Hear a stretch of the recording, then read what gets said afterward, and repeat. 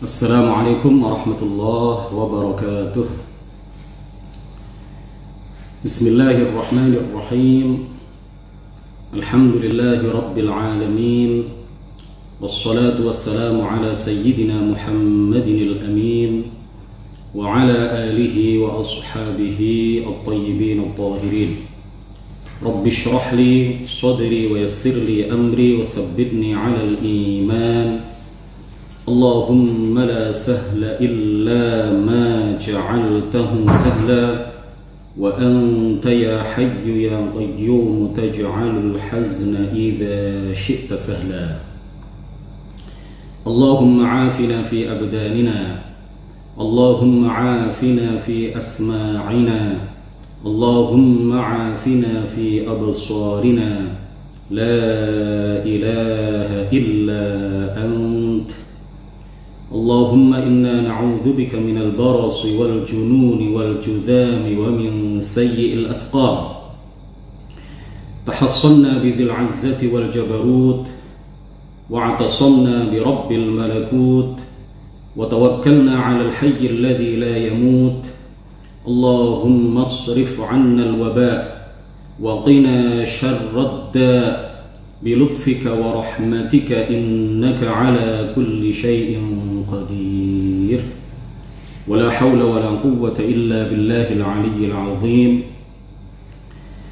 Amma ba'd, para pemirsa, para musyahidin, musyahidat, hadirin, hadirat NU online yang mudah-mudahan semuanya senantiasa mendapatkan limpahan taufik, rahmah serta hidayah dari Allah Subhanahu wa ta'ala. Alhamdulillah, kita bersyukur kepada Allah Subhanahu wa ta'ala di tengah mewabahnya virus corona COVID-19. Kita masih diberi kesempatan oleh Allah, kita masih diberi anugerah berupa kekuatan, kemudahan dan kemampuan untuk berbuat taat. Kita diberi taufik oleh Allah Subhanahu wa ta'ala untuk mengerjakan kebaikan yang saat ini insya Allah dicatat sebagai amalan salihan maqbulan indallahi Subhanahu wa ta'ala, yaitu belajar ilmu agama, mengkaji ilmu yang paling mulia, murajaah, mutala'ah, belajar bersama, mudzakarah, ilmu yang paling utama yaitu ilmu tauhid atau disebut juga ilmu al-aqidah. Kita diberi taufik oleh Allah. Taufik itu artinya adalah khalqul qudrati 'ala ta'ah. Allah menciptakan pada diri kita kemampuan untuk berbuat taat. Karena kita tidak akan mampu untuk berbuat taat, kita tidak akan kuat untuk melakukan berbagai kebaikan kecuali apabila Allah Subhanahu wa ta'ala memberikan pertolongannya kepada kita, kecuali apabila Allah Subhanahu wa ta'ala memberikan dan menganugerahkan taufiknya kepada kita. La haula wa la quwwata illa billahil aliyyil azim. Tidak ada daya untuk menjauhi keburukan dan kemaksiatan kecuali dengan penjagaan dan perlindungan Allah Subhanahu wa ta'ala. Dan tidak ada wala quwwata, dan tidak ada kekuatan. Kita tidak punya kekuatan apapun untuk melakukan ketaatan, untuk melakukan ibadah, untuk melakukan kebaikan kepada Allah Subhanahu wa ta'ala kecuali dengan pertolongan Allah Subhanahu wa ta'ala. Untuk itu, karena kita masih diberi kekuatan, kemampuan, kemudahan, kesempatan untuk berbuat kebaikan ini, maka kita bersyukur kepada Allah Subhanahu wa ta'ala. Hadirin hadirat NU online yang dirahmati oleh Allah Subhanahu wa ta'ala, pada majelis yang pertama malam kemarin kita telah membahas tentang keutamaan dan urgensi ilmu tauhid. Kita jelaskan dalilnya dari Al-Quran, kemudian kita juga menyampaikan beberapa hadis dari Rasulullah Shallallahu Alaihi Wasallam yang menjelaskan kepada kita bahwa ilmu tauhid adalah ilmu yang paling mulia, ilmu yang semestinya kita prioritaskan untuk kita pelajari dan kita ajarkan kepada anak-anak didik kita, kepada keluarga kita, kepada orang-orang yang kita cintai, kepada masyarakat luas. Kemudian kita juga kemarin kami telah menyampaikan kepada kita semuanya bahwa para sahabat telah memberikan teladan kepada kita bahwa yang mereka pelajari pertama kali adalah ilmu tentang keimanan. Ketika mereka menginjak usia baligh, ketika mereka menginjak usia 13 tahun, 14 tahun, yang mereka pelajari pertama kali adalah ilmu tentang keimanan, atau yang saat ini terkenal dengan istilah ilmu tauhid. Kemudian kita juga telah menyinggung bahwa para ulama setelah generasi sahabat, Imam Abu Hanifah dan imam-imam yang lain termasuk imam kita, madhab beliau kita ikuti, Al-Imam Muhammad ibn Idris Asy-Syafi'i radhiyallahu anhu, mereka semuanya juga memberikan teladan kepada kita bahwa sebelum mereka mempelajari ilmu-ilmu yang lain, maka yang mereka pelajari pertama kali adalah ilmu tauhid, ilmu tentang keimanan, ilmu tentang keyakinan, ilmu tentang akidah. Kemudian kami juga telah menyinggung pada majelis yang pertama kemarin bahwa Hadratus Syekh Kiai Haji Mbah Hashim Asy'ari, Muhammad Hashim bin Asy'ari, beliau juga memberikan wasiat ya di dalam kitab beliau Adabul Alimi wal Muta'allim, bahwa seorang santri pemula yang dipelajari pertama kali semestinya adalah ilmu yang berkaitan dengan ketuhanan, ilmu yang berkaitan dengan zat Allah, dan juga ilmu yang berkaitan dengan sifat Allah, dan ilmu itu tiada lain adalah ilmu tauhid. Musyahidin, musyahidat NU online yang dirahmati oleh Allah Subhanahu wa taala, pada majelis yang kedua ini, di malam yang insya Allah penuh keberkahan ini, sebelum kita memulai kajian kitab Aqidatil Awam, atau tepatnya malam ini mungkin masih melanjutkan muqaddimah yang kemarin sudah kita mulai. Kalau waktunya cukup, mungkin nanti akan kita sambung untuk mengkaji bait nazam yang pertama dari kitab Aqidatul Awam. Tetapi kalau tidak cukup waktunya, maka insya Allah kajian kitab Aqidatil Awam dimulai dari bait nazam yang pertama, insya Allah akan kita awali besok malam majelis yang ketiga.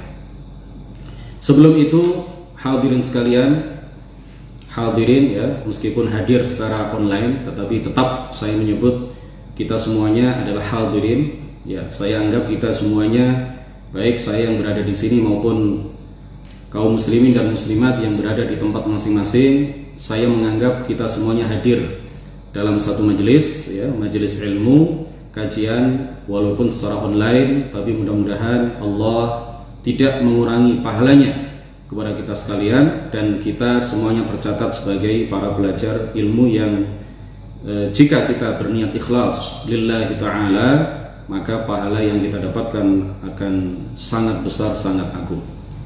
Jadi sebelum kita memulai kajian pada malam hari ini, saya ingatkan kepada kita semuanya untuk meluruskan niat, menata niat, memurnikan niat kita mengikuti kajian ini semata-mata lillahi ta'ala, semata-mata karena Allah Subhanahu wa ta'ala, bukan karena yang lain, bukan karena daripada nganggur, bukan karena motif-motif yang lain, bukan karena tujuan-tujuan yang lain, bukan karena apa-apa kecuali karena ingin mendapatkan ridha dari Allah Subhanahu wa ta'ala. Niat ini penting sekali, hadirin, hadirat, musyahidin, musyahidat, supaya kita mendapatkan pahala dan ridha dari Allah Subhanahu wa ta'ala di dalam mengikuti kajian ini. Para pemirsa yang dirahmati oleh Allah Subhanahu wa ta'ala, masih melanjutkan hal-hal yang berkaitan dengan ilmu tauhid ya. Sebelum kita masuk ke dalam kajian kitab Aqidatil Awam, saya ingin menyampaikan kepada kita semuanya, dan ini penting, apabila ada sebagian kelompok, katakanlah orang Wahabi, menggugat kepada kita semuanya dengan nada protes. Kenapa kalian mengajarkan ilmu tauhid? Kenapa kalian mengajarkan ilmu akidah? Bukankah Rasulullah tidak pernah mengajarkan ilmu ini kepada para sahabat? Bukankah para sahabat tidak pernah belajar ilmu semacam ini kepada Rasulullah? Bukankah para sahabat tidak pernah mengajarkan ilmu semacam ini kepada para tabi'in? Bukankah para tabi'in, ya sebagian di antara mereka, atau bahkan mungkin menurut orang-orang Wahabi semuanya, tidak pernah mempelajari ilmu semacam ini kepada para sahabat? Jika ada orang Wahabi atau pihak-pihak lain yang menggugat kita dengan nada protes seperti ini, bagaimana jawaban yang kita sampaikan kepada mereka? Maka kita menyatakan bahwa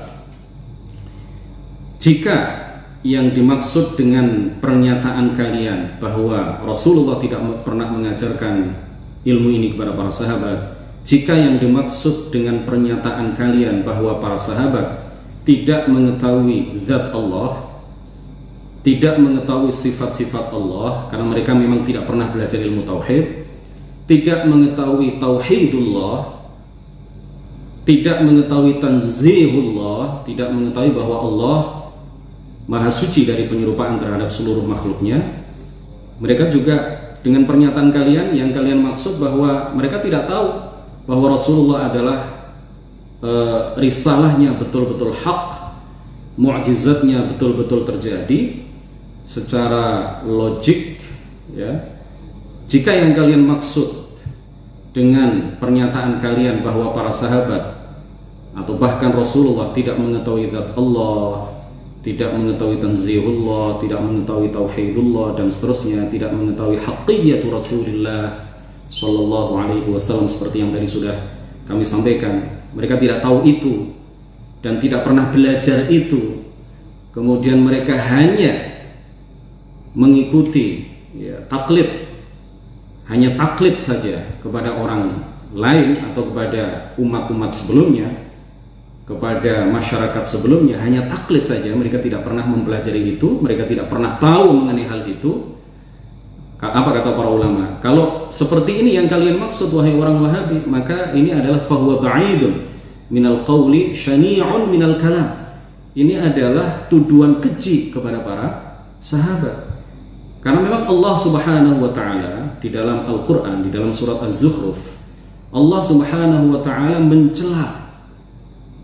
Allah Subhanahu wa taala mencela orang-orang musyrik, orang-orang kafir Quraisy ketika mereka mengatakan, ya seperti diceritakan di dalam Al-Qur'an, inna wajadna aba'ana ala ummah wa inna ala atharihim muqtadun. Kami, kata mereka, orang-orang kafir Quraisy, kami hanya mengikuti kaum sebelum kami hanya mengikuti nenek moyang kami di dalam kemusyrikan, di dalam kekufuran, di dalam agama yang mereka anut. Ya, ini dicela oleh Allah Subhanahu wa taala. Jadi kalau yang dimaksud adalah bahwa para sahabat tidak mengetahui hal-hal yang tadi sudah kami sebutkan, itu artinya kalian wahai Wahabi, kalian yang menuduh hal semacam tadi, kalian yang menggugat dan memprotes, kenapa kami belajar ilmu tauhid sedangkan para sahabat tidak pernah mengetahui itu, tidak pernah mempelajari itu artinya kalian menyamakan para sahabat dengan orang-orang kafir Quraisy. Kalian berarti telah menuduh para sahabat sama dengan orang-orang kafir Quraisy yang mengikuti saja nenek moyang mereka, taklid saja kepada nenek moyang mereka, karena mereka tidak mempelajari hal-hal semacam itu. Di sini penting untuk kami sampaikan bahwa Imam Abu Hanifah suatu ketika beliau ditanya oleh beberapa kalangan, lima tatakallamuna bi'ilmil kalam was-sahabatu lam yatakallamu fihi. Kenapa kalian, termasuk Anda wahai imam, menjelaskan kepada masyarakat mengenai ilmu kalam, mengajarkan kepada masyarakat tentang ilmu tauhid, padahal para sahabat tidak pernah bicara ilmu tauhid? Apa yang dikatakan oleh Imam Abu Hanifah, seorang mujtahid yang memiliki quwwatul qarihah, yang memiliki syiddatul dzaka, memiliki pemahaman yang mendalam terhadap agama ini, memiliki kecerdasan yang luar biasa. Beliau mengatakan, innama mathaluhum ka'unasin laysa bihadratihim man yuqatiluhum falam yahtaju ila ibrazis silah. Perumpamaan para sahabat ketika mereka memang tidak pernah membicarakan hal-hal seputar ilmu tauhid secara rinci, secara detail dengan memakai istilah-istilah tertentu menurut para ulama tauhid, itu karena memang mereka adalah ibarat orang-orang yang tidak ada di hadapan mereka pihak-pihak yang menyerang mereka.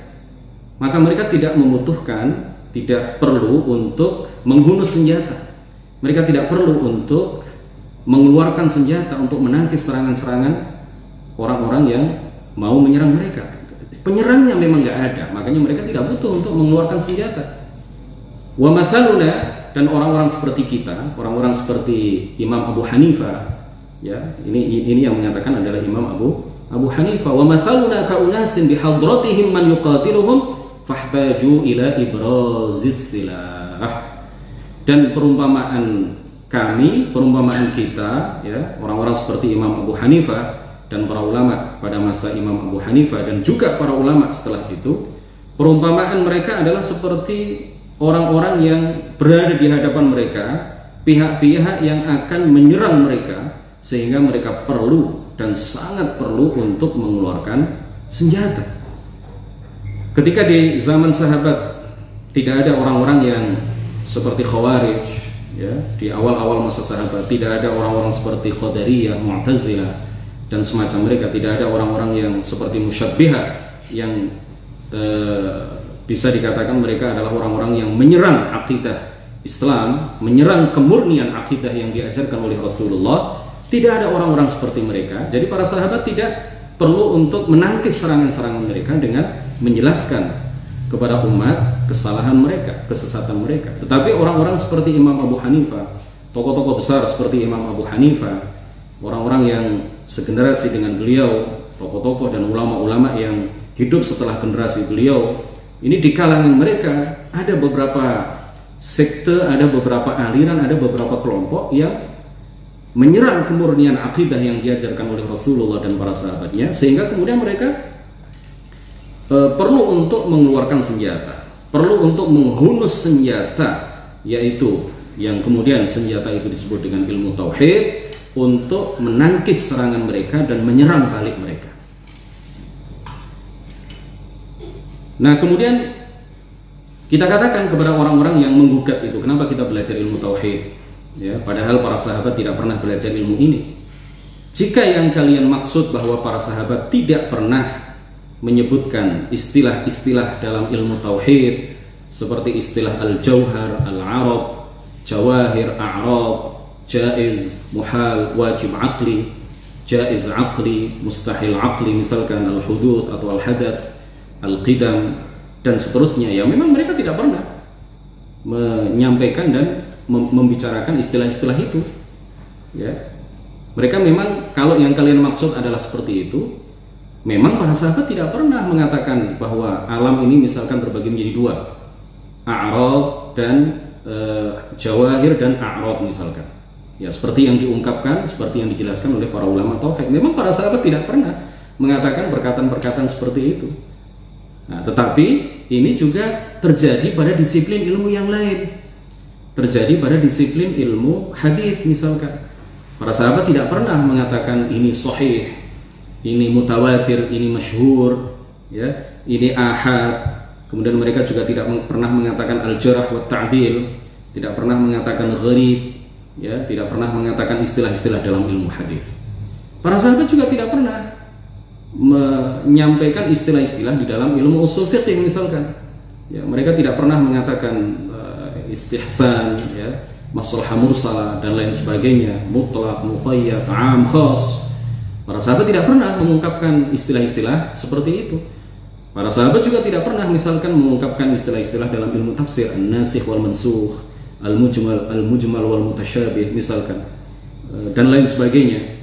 Nah, apakah kemudian dalam ilmu nahwu juga para sahabat tidak pernah mengatakan misalkan ini mubtada, ini khabar, ini marfu', ini mansub, ini majzum, ini majrur, huruf jar itu ada sekian, ya, kalam itu definisinya adalah seperti ini, kalimah itu adalah seperti ini, bedanya kalam dengan kalimah itu seperti ini, huruf nasab itu ada berapa dan seterusnya. Para sahabat tidak pernah menyampaikan hal-hal semacam itu. Tapi apakah kalian wahai orang-orang Wahabi misalkan, apakah kalian wahai para penggugat, para pemrotes bahwa kita ini belajar ilmu tauhid itu nggak penting karena Rasulullah tidak pernah mengajarkan, apakah kalian juga akan mengatakan bahwa para sahabat tidak pernah belajar ilmu tafsir karena tidak pernah mengungkapkan istilah-istilah dalam ilmu tafsir?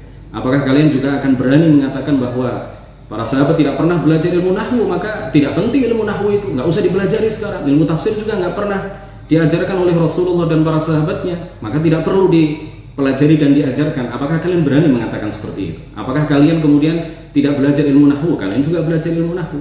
Apakah kemudian kalian meninggalkan fikih? Karena Rasulullah tidak pernah mengatakan bab sholat, hal-hal yang membatalkan sholat secara terperinci seperti yang disampaikan oleh para ulama fikih. Apakah kemudian kalian meninggalkan ilmu fikih karena memang Rasulullah tidak pernah mengajarkan ilmu fikih? Nah, ini juga terjadi pada ilmu tauhid. Hadirin hadirat rahimakumullah, secara substansial kita katakan, secara substansi ilmu tauhid, ilmu akidah ini sudah ada di dada para sahabat.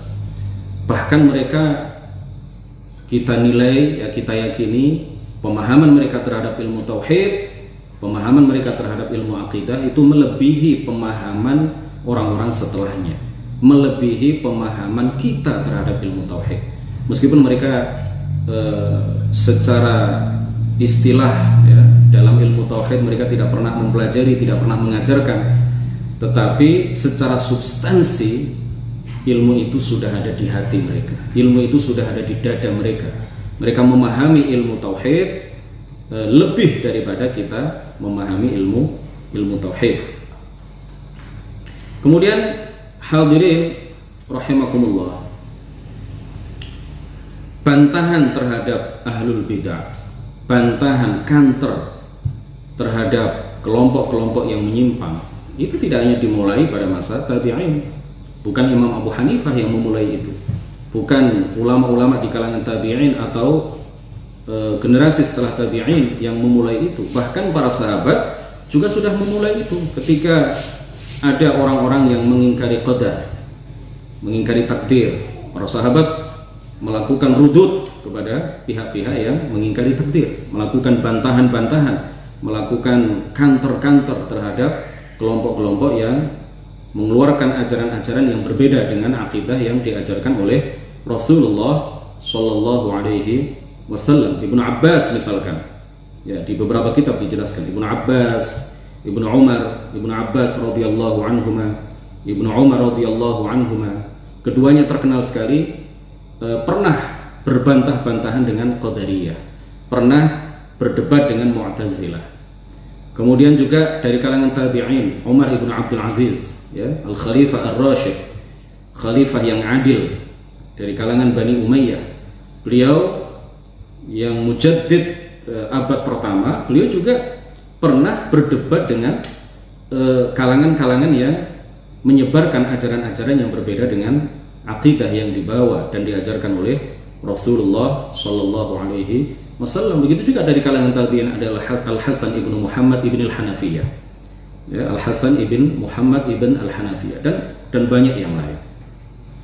Bahkan Sayyidina Ali radhiyallahu anhu wa karrama wajhah, beliau juga mematahkan dalih-dalih yang disampaikan oleh Khawarij. Beliau juga mematahkan dalih-dalih yang disebutkan gencar sekali diviralkan ketika itu, dipropagandakan oleh kaum Dahriyah. Jadi Dahriyah ini adalah orang-orang yang mengingkari pencipta, ya. Mereka semacam ateis, ya, semacam ateis. Mereka adalah orang-orang yang mengatakan bahwa alam ini terjadi secara tiba-tiba, terjadi begitu saja tanpa ada yang menciptakan. Atau terkadang mereka, sebagian dari mereka mengatakan bahwa alam ini bukan Tuhan yang menciptakan, tetapi yang menciptakan alam ini, atau yang membuat, kata mereka, bukan menciptakan, yang membuat alam ini, yang menjadi yang menjadi sebab terjadinya alam ini, terwujudnya alam ini adalah tabi'ah. Tabi'ah itu adalah as-sifah allati ja'alallahu 'alaiha al-ajram, sifat yang Allah jadikan ada pada suatu benda. Jadi dalam keyakinan mereka, ketika sesuatu terbakar, maka yang menciptakan kebakaran itu adalah sifat yang ada dalam api, yaitu sifat membakar, bukan Allah. Ini berbeda dengan kita, ya, berbeda dengan apa yang diajarkan oleh para ulama ahli sunnati wal jamaah, bahwa yang menciptakan api adalah Allah, yang menciptakan sifat membakar yang ada dalam api adalah Allah, dan yang menciptakan sesuatu menjadi terbakar karena tersentuh oleh api juga adalah Allah Subhanahu wa ta'ala. Makanya jika Allah menghendaki sesuatu tersentuh oleh api, dia tidak terbakar, seperti yang terjadi pada diri Nabiullah Ibrahim alaihissalam ketika dilempar, ya, dengan manjanik, ya, dengan ketapel besar, dilempar ke api yang berkobar-kobar. Beliau sama sekali tidak terbakar, baju beliau tidak terbakar, badan beliau sedikit pun tidak terbakar, karena Allah tidak menghendaki dan tidak menciptakan kebakaran itu terjadi, meskipun ada api di situ. Nah, dalam pandangan mereka juga, ketika orang berobat ke dokter, kemudian diberi obat oleh dokter atau diberi resep oleh dokter, kemudian dia membeli obat itu di apotek, lalu dia sembuh dari penyakitnya, orang yang sakit itu kemudian sembuh dari penyakitnya, maka yang menciptakan kesembuhan adalah sifat menyembuhkan yang ada dalam obat. Ini dalam pandangan orang-orang, ya, semacam dahriyah ini. Nah, kita meyakini bahwa pencipta orang sakit adalah Allah, pencipta penyakit di dalam diri orang sakit adalah Allah, pencipta obat adalah Allah, pencipta kesembuhan pada diri orang yang telah meminum obat, ya, itu semuanya adalah Allah. Yang menciptakan itu semuanya adalah Allah Subhanahu wa ta'ala, dan yang menghendaki terjadinya itu semuanya adalah Allah Subhanahu wa ta'ala, bukan obat atau bukan sifat menyembuhkan yang ada pada obat, bukan. Makanya banyak orang sakit yang minum obat nggak sembuh-sembuh, tapi ada beberapa orang yang sakit lalu dia tidak minum apa-apa, ya, hanya istirahat saja 5 menit 10 menit dia sudah sembuh. Karena memang obat tidak bisa menciptakan kesembuhan. Yang menciptakan dan menghendaki terjadinya kesembuhan adalah Allah Subhanahu wa ta'ala. Kemudian juga Ibnu Abbas pernah berdebat dengan orang-orang Khawarij. Iyas Ibnu Muawiyah Al-Qadhi juga pernah berdebat dengan orang-orang Qadariyah dan mematahkan hujjah-hujjah mereka, ya, mematahkan dalih-dalih mereka. Kemudian bahkan Al-Khalifah Ar-Rashid Umar Ibn Abdul Aziz mengarang sebuah risalah, ya, fi raddi 'alal Mu'tazilah, yang membantah dakwah-dakwah atau klaim-klaim Mu'tazilah mengenai ajaran-ajaran menyimpang mereka yang sangat bertentangan dengan apa yang diajarkan oleh Rasulullah Shallallahu Alaihi Wasallam. Rabi'atul Ra'i, ya, Rabi'atul Ra'i, salah seorang ulama besar, Syekhul Imam Malik, gurunya Imam Malik, beliau juga pernah mematahkan dalih-dalih yang disampaikan oleh Ghailan Ibn Muslim, ya. Dan masih banyak yang lain. Ghailan Ibn Muslim ini adalah seorang yang salah seorang Qadari, ya, dia mengingkari takdir dan kemudian menyampaikan ajaran-ajaran itu kepada masyarakat. Mendengar itu kemudian Rabi'atul Ra'i, Syekhul Imam Malik, guru dari Imam Malik. Imam Malik ini adalah guru dari Imam Syafi'i. Rabi'atul Ra'i, Al-Imam Rabi'atul Ra'i kemudian mematahkan dalih-dalih mereka. Begitu juga Al-Hasanul Basri atau Al-Hasanul Basri. Beliau juga salah seorang ulama besar di kalangan tabi'in. Ini beliau juga menekuni ilmu tauhid dan membantah, ya, beberapa kelompok, ya, seperti kelompok Mu'tazilah.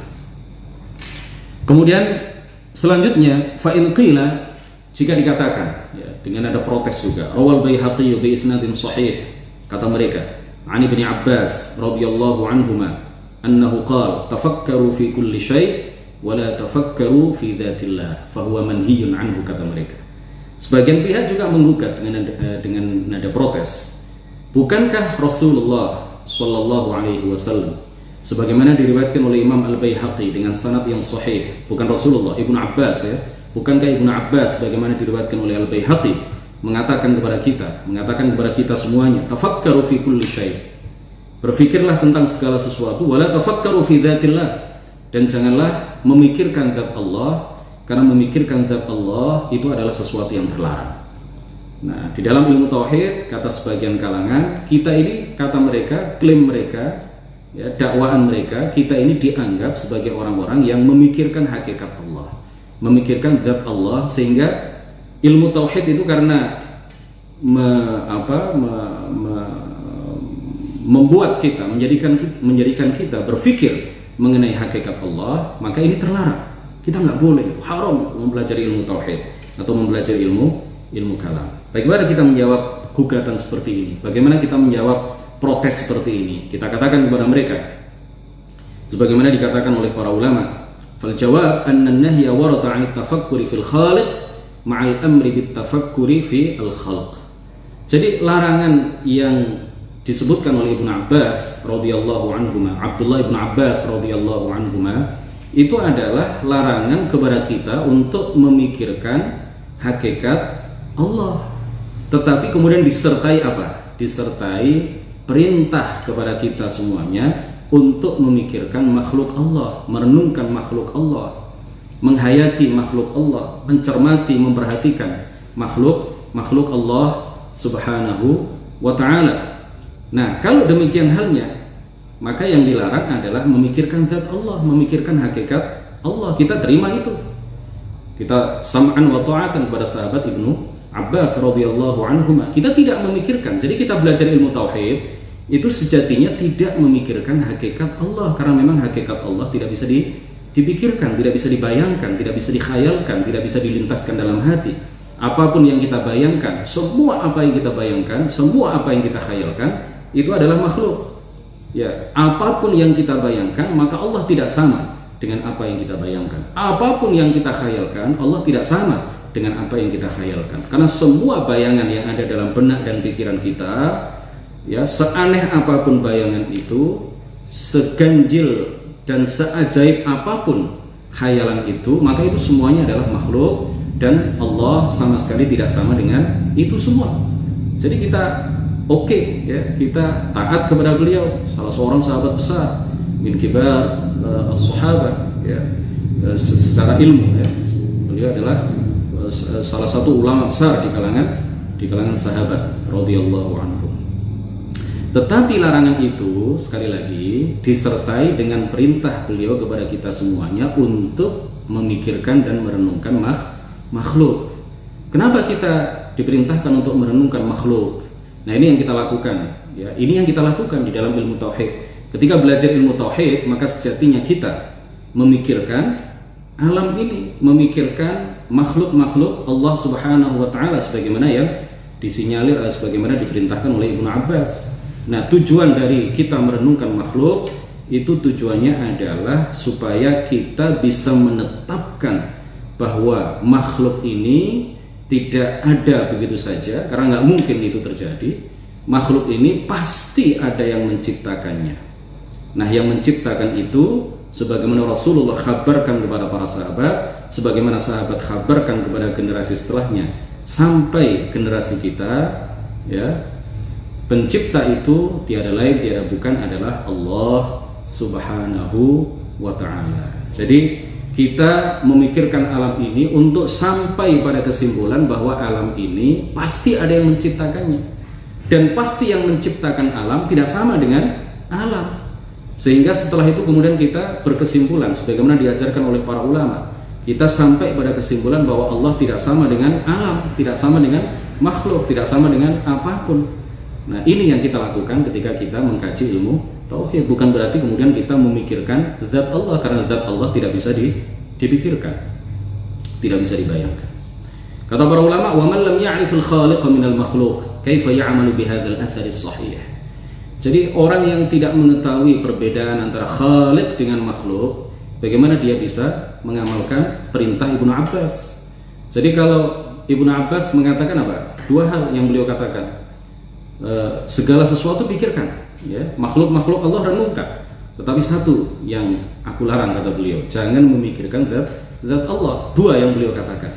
Berarti dengan belajar ilmu tauhid, maka kita berarti telah mengamalkan apa yang beliau sampaikan. Dengan belajar ilmu tauhid kita tahu mana khaliq, ya, siapa sejatinya khaliq dan siapa yang sejatinya makhluk. Kalau kita sudah tahu perbedaan antara khaliq dengan makhluk, maka kita kemudian bisa dikatakan sebagai orang yang mengamalkan athar yang dikatakan oleh Ibnu Abbas. Jadi yang bukan yang kategori makhluk kemudian kita renungkan, yang itu adalah merupakan sifat-sifat yang khusus bagi Allah Subhanahu wa taala, maka itu kita yakini tidak sama dengan segala sesuatu yang selain Allah Subhanahu wa taala. Hadirin rahimakumullah, ada 10 menit waktu yang tersisa. Kita mulai saja dengan membaca bait yang pertama dari kitab Aqidatil Awam. Beliau mengatakan, abda'u bismillahi warrahmani wa birrahimi daimil ihsani. Beliau mengatakan, aku memulai mengarang kitab ini dengan menyebut nama Allah. Abda'u bismillahi warrahmani, yang ar-Rahman. Allah itu memiliki sifat ar-Rahman, nanti akan kita jelaskan. Wa birrahimi daimil ihsani, Allah juga disifati dengan sifat ar-Rahim, yaitu zat yang senantiasa mengaruniakan. Allah adalah zat yang senantiasa mengaruniakan kebaikan kepada para hambanya. Kitab ini, kitab yang kecil ini,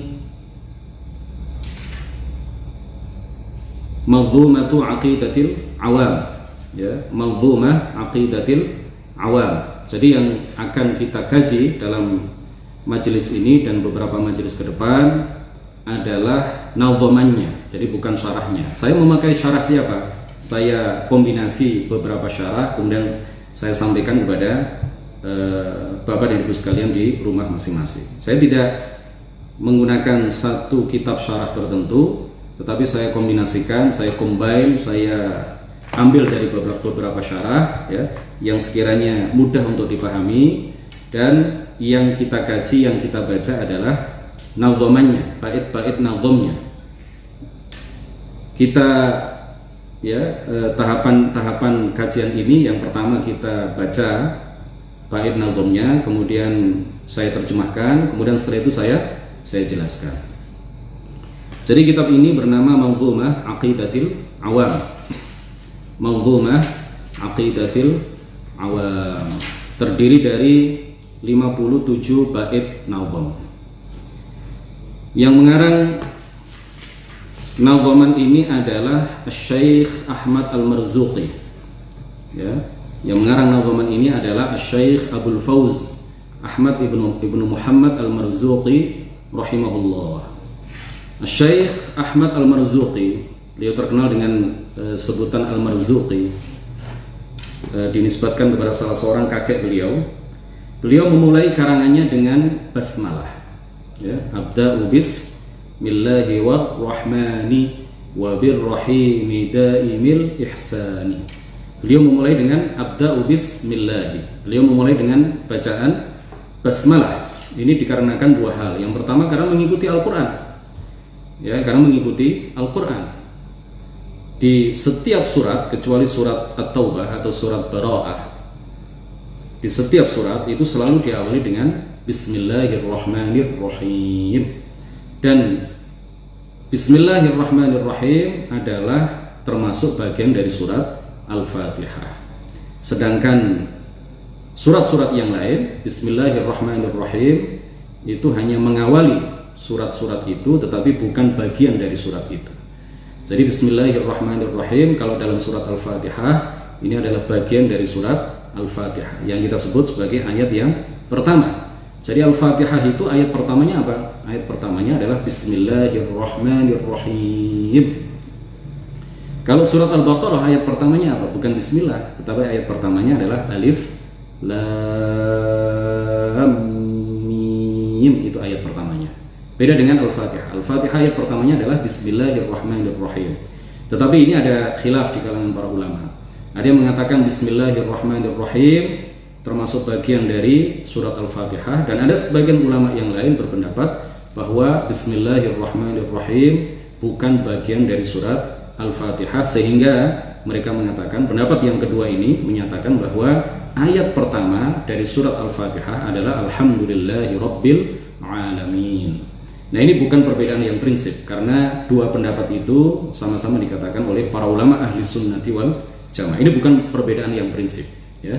Tidak perlu kita mengatakan bahwa orang yang misalkan ketika sholat lalu dia baca Al-Fatihah langsung Alhamdulillahi Rabbil Alamin, kemudian kita katakan, ini sahibul bid'ah ini tukang bid'ah ini adalah orang yang sesat ini.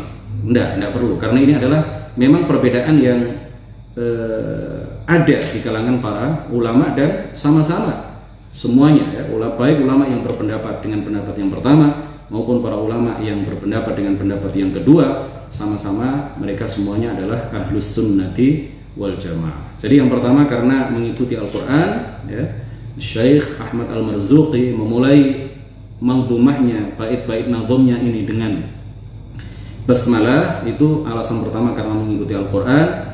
Alasan kedua karena mengikuti anjuran Rasulullah Sallallahu Alaihi Wasallam, di mana Rasulullah di dalam sebuah sabdanya beliau mengatakan, kullu amrin dzi balin la yubda'u fihi bi bismillahirrahmanirrahim atau bi bismillahi fahuwa aqta. Setiap perkara mulia, setiap urusan yang baik yang tidak dimulai dengan menyebut nama Allah, dengan menyebut basmalah, maka fahuwa aqta, artinya qalilul barakah.